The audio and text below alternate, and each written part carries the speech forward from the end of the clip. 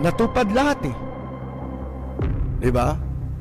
Dati yung dating mga paratang ni Senator Trillanes ay nagkatotoo lahat.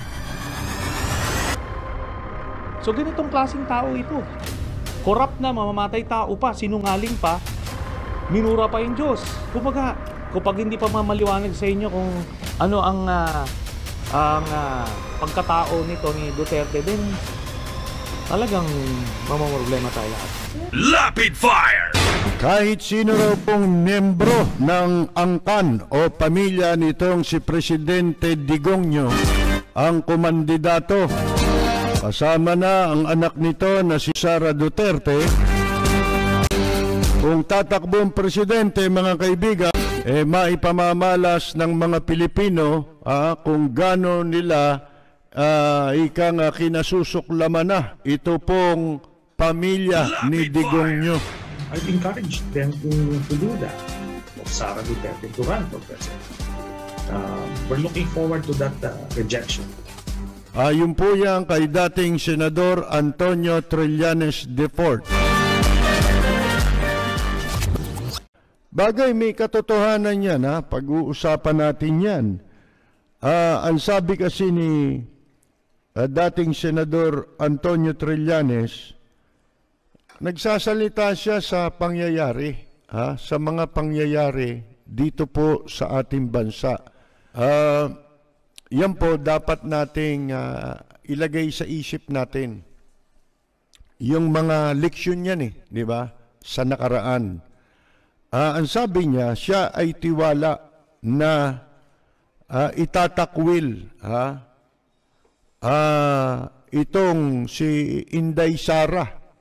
Kung sakaling siya tatakbo, itatakwil siya ng mga Pilipino.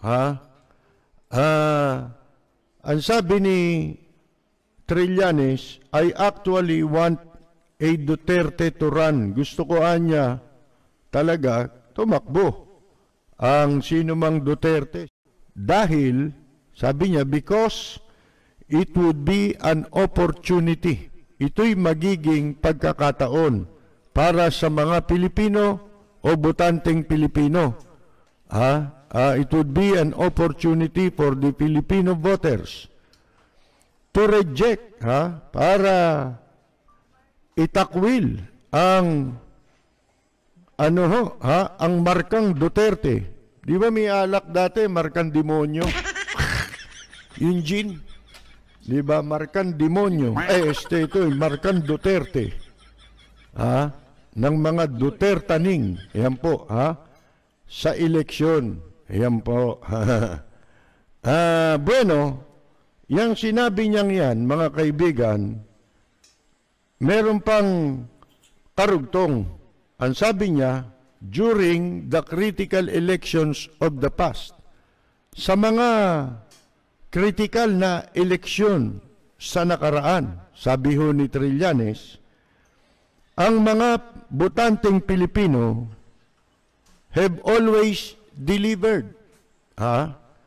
So, yes, I'm very confident. Ako'y sobrang tiwala, dahil sa mga kritikal na eleksyon sa nakaraan, ang mga botante talaga namang nag-deliver.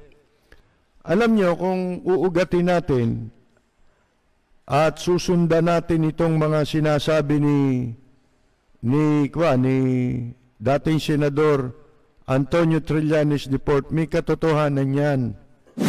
Maraming mga nangyayari ngayon at tayo ay natuklasan nating mga mamamayan na totoo ang mga pinagsasasabi nila Trillanes, nila Senator Miriam Defensor Santiago. Sabi niya, nung tinanong siya, sino ang pinakamapanganib sa palagay mo sa mga presidentiable?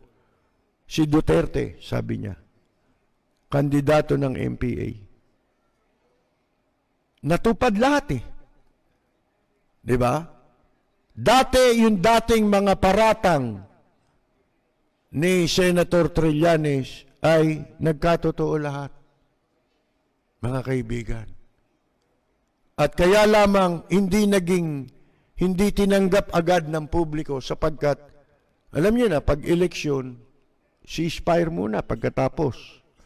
Binibigyan natin ng honeymoon ang mga naupo. Sa media, 1 taon honeymoon. Dapat mga 2 taon. At saka ka bumuga. Timing lang, nagkamali. Pero, lahat totoo. At yung sinasabi niya ngayon, totoo yan. Mga kaibigan, na napatunayan na nating ng mga mamamayan, ng mga botante, ang kanilang magagawa pagdating ng eleksyon. At yan ay nasa sa atin na lang mga Pilipino na hindi natin pwedeng iasa. Kaya nga sabi ko sa inyo nung nakaraan, kailangan.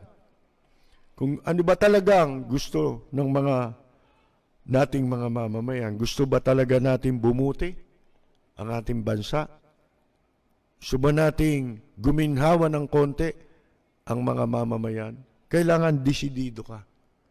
Kailangan mong manindigan. Sabi, ikaw kumampanya ka kay Duterte. Walang bayad. At yan ay, bakit ngayon ay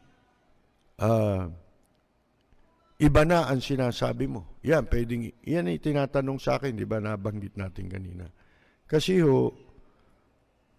kahit magbasa kayo ng aking Facebook, yung aking account, hindi ko tinatanggal dun yung sinabi ni Abraham Lincoln, isang ama ng isa sa mga ama ng Amerika. Anong sabi niya na stand with anybody that stands right. Manindigan ka niya sa kanino man na naninindigan sa tama. Stand with him while he is right. Manindigan kang kasama niya habang siya ay tama. And part with him when he goes wrong. Iwanan mo siya kapag siya'y mali na. Hindi ba? Pag mali na ang kanyang ginagawa. Yan ang sabi ni Abraham Lincoln.